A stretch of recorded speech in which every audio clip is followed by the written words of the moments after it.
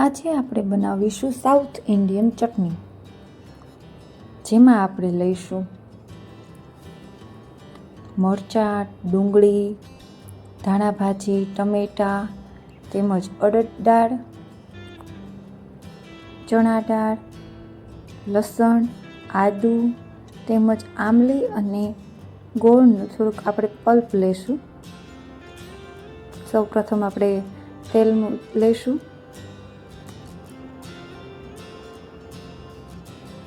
તેલ ગરમ થઈ જાય આપણે સરખાઈ રીતે ગરમ કરી લઈશું, જેથી અડદની દાળ અને ચણા દાળ તતડી જાય માટે. હવે નાખીશું અડદની દાળ, ત્યારબાદ ચણાની દાળ નાખીશું. સરખાઈ હલાવી લઈશું. અડદ અને ચણાની દાળને આપણે બ્રાઉન થવા દઈશું.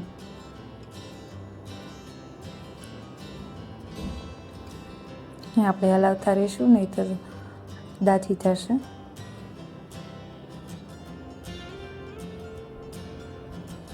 થોડો ઘેરો રંગ થવા લાગ્યો છે.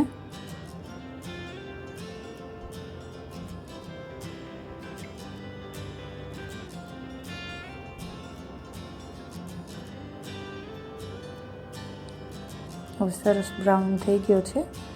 લસણ અને આદુ નાખીશું, એને થોડુંક સાંતળી લઈશું.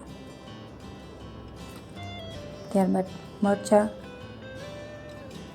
એ પણ સંતળાઈ જાય એટલે ડુંગળી નાખીશું.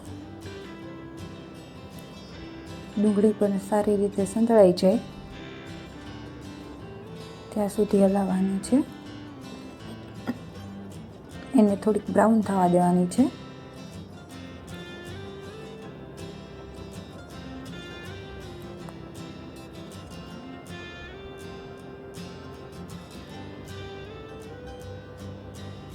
નીચે બેસે ને એ રીતે હલાવવાનું છે.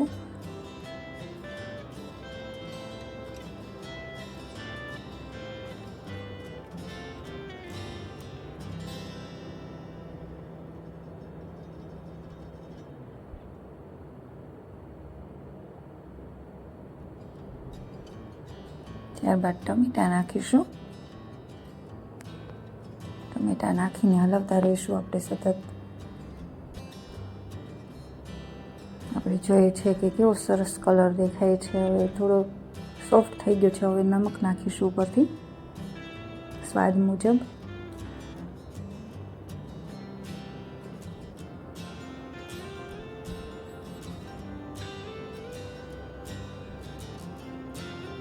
ત્યારબાદ તમે સ્વાદ મુજબ ચટણી નાખી શકો છો.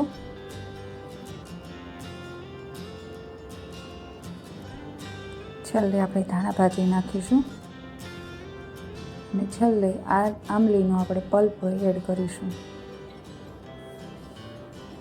થોડીક વાર હલાવીશું મિક્સ થઈ જાય ત્યાં સુધી.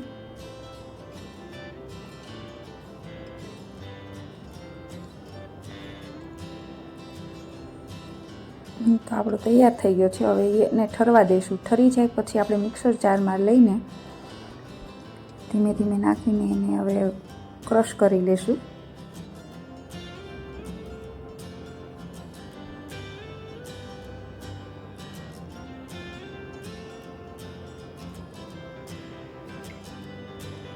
પહેલાં એને સારી રીતે ઠારી લેવાનું છે, ત્યારબાદ જ એને મિક્સર જારમાં લઈને ક્રશ કરવાનું છે. તો તૈયાર છે આપણી સાઉથ ઇન્ડિયન ચટણી, જે આપણે ઢોસા અને ઇડલી સાથે સર્વ કરી શકીએ છીએ.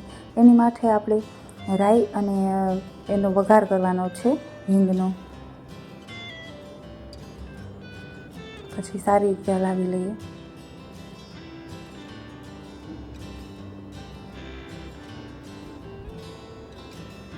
તો તૈયાર છે આપણી સાઉથ ઇન્ડિયન ચટણી, જે આપણે ઢોસા અને ઇડલી સાથે ખાઈ શકીએ છીએ.